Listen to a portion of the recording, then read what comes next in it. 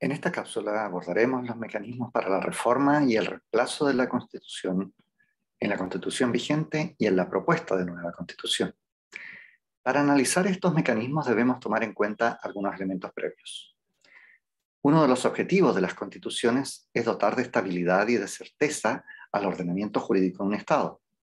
Por lo tanto, suele ser deseable que algunos elementos de estas posean mecanismos de protección para restringir su reforma, con la finalidad de garantizar que cualquier modificación responda a un amplio consenso político y social y no a una mayoría circunstancial. A esto se le llama principio de rigidez constitucional. La rigidez constitucional, por ejemplo, respecto de los derechos fundamentales y de los mecanismos de protección de derechos humanos, son considerados una garantía para su cumplimiento, porque evita que los estados establezcan reformas regresivas, eliminando derechos y obligaciones en perjuicio de las personas. Sin embargo, las sociedades y los consensos políticos van inevitablemente evolucionando con el tiempo. Por lo tanto, también es necesario que las constituciones cuenten con un razonable grado de flexibilidad para ir adaptándose a nuevas necesidades.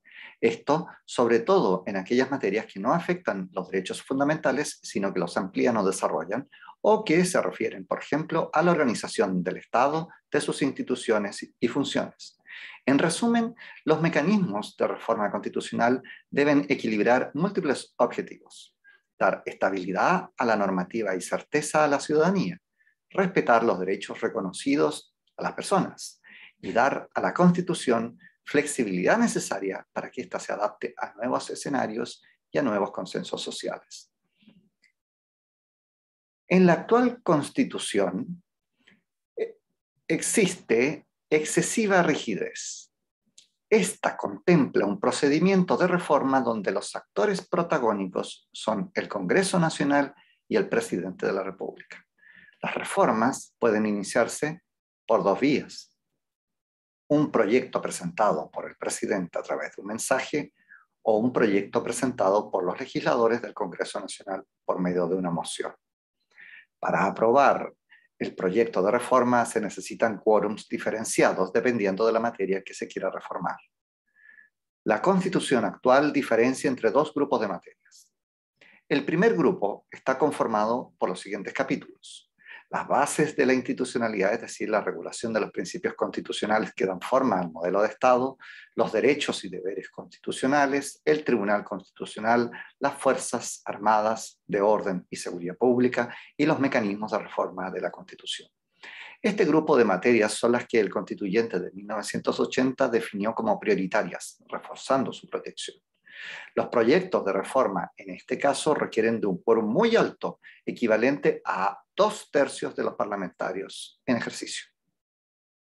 En la actualidad, nuestro Congreso está integrado por 155 diputadas y diputados y por 50 senadores y senadoras. Por lo tanto, para reformar la Constitución en estas materias se requeriría 103 votos a favor en la Cámara y 33 en el Senado. Un segundo grupo está conformado por todas las demás materias reguladas en la Constitución, a saber, nacionalidad y ciudadanía, gobierno, Congreso Nacional, Poder Judicial, Ministerio Público, Justicia Electoral, Contraloría General de la República, Consejo de Seguridad Nacional, Banco Central, Gobierno y Administración Interior del Estado. Los proyectos de reforma en este caso requieren de un quórum más bajo, equivalente a 3/5 de los parlamentarios en ejercicio. Es decir, se requiere de 93 votos en la Cámara y 30 en el Senado. Aunque las reformas sean aprobadas con el quórum respectivo, la Constitución vigente le otorga al presidente de la República el poder de oponerse. En este caso, el Congreso podrá insistir volviendo a aprobar con un quórum de 2/3 y aún así el presidente podría oponerse nuevamente. De ser así, deberá convocarse un plebiscito para que sea la ciudadanía quien decida. Pongamos un ejemplo. El año 2020 se reformó la Constitución para limitar la reelección de ciertas autoridades públicas, como los parlamentarios y alcaldes. Pero este no fue el primer intento, ya que el año 2009 ya se había presentado un proyecto de reforma en ese sentido que no alcanzó el apoyo de los 3/5 de la Cámara de Diputados. Así se van ralentizando los procesos de actualización y de cambio constitucional y es muy fácil que sectores minoritarios puedan obstaculizarlo. La rigidez constitucional de la actual Constitución ha tenido múltiples consecuencias. La Constitución actual, si ha sido reformada respecto de su texto original, estos cambios han sido difíciles de alcanzar y han sido importantes para moderar su carácter autoritario. Sin embargo, las modificaciones constitucionales se han circunscrito exclusivamente al diseño de los órganos del Estado sin tocar las normas más relevantes que configuran a nuestro Estado como un Estado subsidiario. Principalmente se ha modificado el diseño del sistema político. Se eliminaron, por ejemplo, los senadores designados, se democratizó el sistema político, también se introdujo el Ministerio Público en el marco de la reforma procesal penal y muy posteriormente se modificó el sistema de elección plurinominal. ¿Qué no se ha modificado? No han podido ser reformados los aspectos más sustanciales, por ejemplo, los principios constitucionales, el catálogo de derechos fundamentales, que establece derechos insuficientes con una débil protección. Estas son las normas que impiden generar cambios en materia de derechos como salud, educación, previsión social, protección del medio ambiente, entre otros. Es poco probable que estas modificaciones puedan concretarse en el marco de la Constitución vigente, no solo porque los mecanismos de reforma constitucional han configurado un verdadero cerrojo, sino porque estos cambios son incompatibles con la orientación actual del sistema. En síntesis, la razón por la cual fue necesario un cambio constitucional completo es porque la profundización de la democracia y en particular de los derechos económicos, sociales y culturales contrarían los principios de la actual Constitución. ¿Qué propone, por su parte, la nueva Constitución? La nueva Constitución propone un mecanismo de reforma comparativamente más flexible. Los procesos de reforma constitucional pueden iniciarse por las siguientes vías: por iniciativa de la Presidenta o Presidente de la República, por iniciativa de los y las legisladores del Congreso, es decir, por representantes de la Cámara de las Regiones o por diputadas o diputados. Y por último, por iniciativa popular. Es decir, un primer cambio sustancial es que se disponen de 3 y no 2 vías para comenzar un proceso de reforma y se abre un importante espacio para la participación ciudadana en esta materia. Para todos estos casos, la tramitación de la reforma se desarrollará en el Congreso y en la Cámara de las Regiones, disponiendo la nueva Constitución de distintas alternativas y reglas para su aprobación. ¿Cómo se aprueba un proyecto de reforma? En este contexto, el proceso de reforma constitucional tiene 3 reglas. Una regla general aplicable a la mayoría de los casos, una regla especial aplicable a la reforma de ciertas materias consideradas de una mayor relevancia y una segunda regla especial aplicable a aquellas reformas propuestas por la ciudadanía. Revisemos primero la regla general de reforma. Esta regla aplica para todos aquellos cambios que no configuren una situación especial. Bajo esta regla, los proyectos de reforma se tramitarán en el Congreso de Diputados y Diputadas y en la Cámara de las Regiones, y el quórum de aprobación para estos será de 4/7. Es importante recordar que el número definitivo de integrantes del órgano legislativo aún no está definido, pero para que podamos comparar esta regla con la de la Constitución actual, utilizaremos de ejemplo la integración del Congreso al día de hoy. Considerando un total de 155 diputadas y diputados, la reforma constitucional requeriría un quórum de 89 votos. Considerando un universo de 50 representantes regionales, la reforma requeriría de 29 votos en la Cámara de las Regiones. Por lo tanto, en comparación con la Constitución actual, que dispone 3/5 y en algunas materias 2/3, el quórum de aprobación general propuesto por la nueva Constitución es el más bajo. Este mecanismo no contempla, además, la posibilidad de que el presidente de la República pueda oponerse al proyecto de reforma, tal como la Constitución actual, agilizando, por tanto, el proceso de tramitación. Revisemos ahora la regla especial de reforma. La nueva Constitución dispone un mecanismo más complejo para la reforma constitucional cuando concurran 2 requisitos: que se trate de reformas referidas a ciertas materias que denominaremos materias estructurales, y que el proyecto de reforma sea presentado por el Congreso de Diputadas y Diputados o la Cámara de las Regiones. Las materias estructurales son las que alteren sustancialmente el régimen político y el periodo presidencial, las que alteren el diseño del Congreso de Diputadas y Diputados y la Cámara de las Regiones y la duración de sus integrantes, las que alteren la forma del Estado regional, las que alteren los principios constitucionales, las que alteren los derechos fundamentales y las que modifiquen el capítulo de reforma y reemplazo de la Constitución.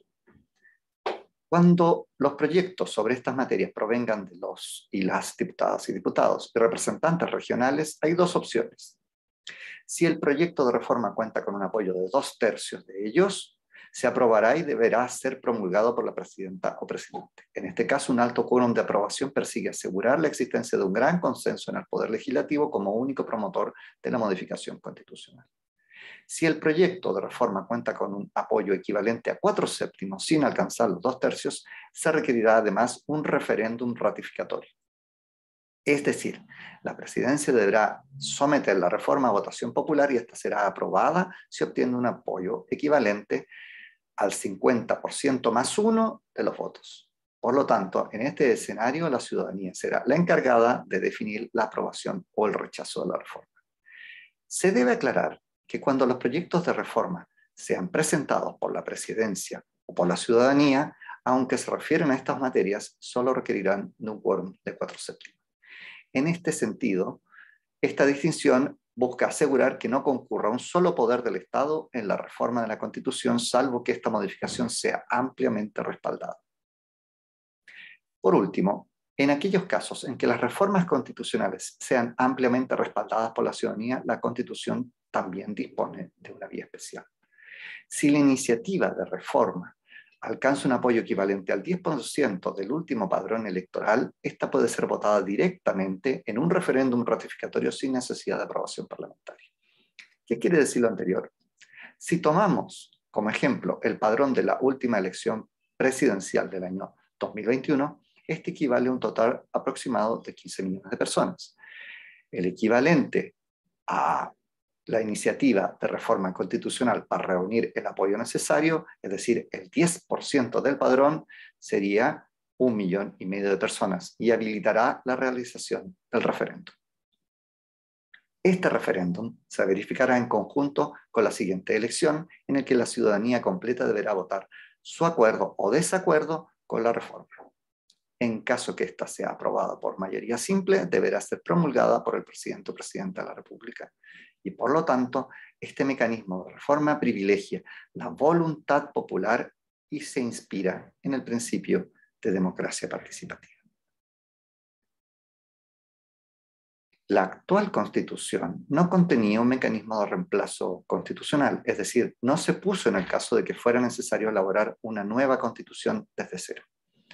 Por ese motivo, el actual proceso constitucional se inició con un acuerdo, el Acuerdo por la Paz Social y la Nueva Constitución, suscrito por diversas fuerzas políticas el 15 de noviembre del año 2019, y que reformó la actual Constitución. La reforma introdujo un nuevo apartado titulado del procedimiento para elaborar una nueva Constitución Política de la República, en el capítulo 15 de la Constitución vigente.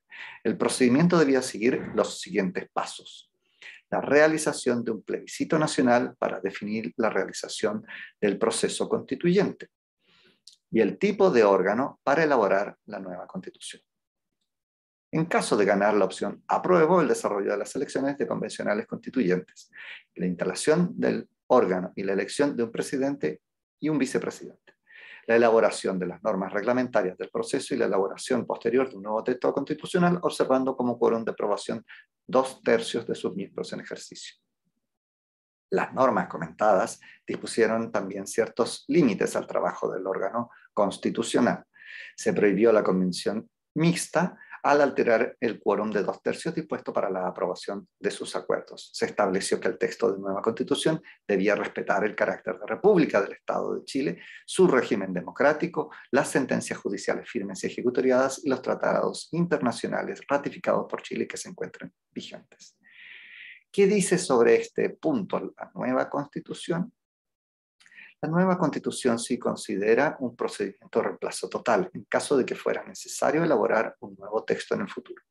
El reemplazo de la Constitución será a través de una asamblea constituyente, es decir, un órgano soberano y democráticamente electo. La nueva Constitución entrega a la ley la regulación de la integración el sistema de elección, la duración, organización mínima y los demás aspectos que permitan la instalación y funcionamiento de esta Asamblea Constituyente. Como piso básico de esta regulación legal, dispone que la Asamblea Constituyente deberá estar integrada paritariamente, con equidad en la representación territorial, con participación en igualdad de condiciones entre independientes e integrantes de partidos políticos y con escaños reservados para pueblos originarios. De acuerdo al procedimiento de reemplazo que regula la nueva Constitución, para convocar a un nuevo proceso constituyente se deberán observar los siguientes pasos. En primer lugar, se deberá convocar a un referéndum, es decir, será la ciudadanía quien decida la apertura de un proceso constitucional por mayoría simple obtenida a través de una votación popular. Este referéndum deberá ser convocado a través de alguna de las siguientes vías. Un referéndum convocado por iniciativa popular, es decir, por un grupo de personas con derecho a voto cuyo número deberá corresponder al menos al 25% del último padrón electoral. Para hacernos una idea, si esto fuera hoy, este grupo debería ser de aproximadamente 3.750.000 personas. Un referéndum convocado por medio de un decreto del presidente o presidente de la República que cuente con el apoyo de 3/5 de los integrantes en ejercicio del Congreso de Diputadas y Diputados y de la Cámara de las Regiones, y un referéndum convocado conjuntamente por 2/3 de los integrantes en ejercicio del Congreso de Diputadas y Diputados y por la Cámara de las Regiones. En segundo lugar, y en caso de aprobarse el reemplazo de la Constitución, la Asamblea Constituyente tendrá por única función la redacción de una propuesta de nueva Constitución. Por lo tanto, una vez entregada la propuesta, se disolverá de pleno derecho. Por último, deberá realizarse un referéndum de salida, tal y como en el proceso actual, para la aprobación o rechazo de la propuesta de nueva Constitución. Esta votación se definirá por mayoría simple. Esperando haber aclarado algunos puntos sobre los mecanismos de reforma y reemplazo, nos despedimos. Para finalizar, les invitamos a leer directamente la propuesta y conocer el contenido de estas y otras normas constitucionales.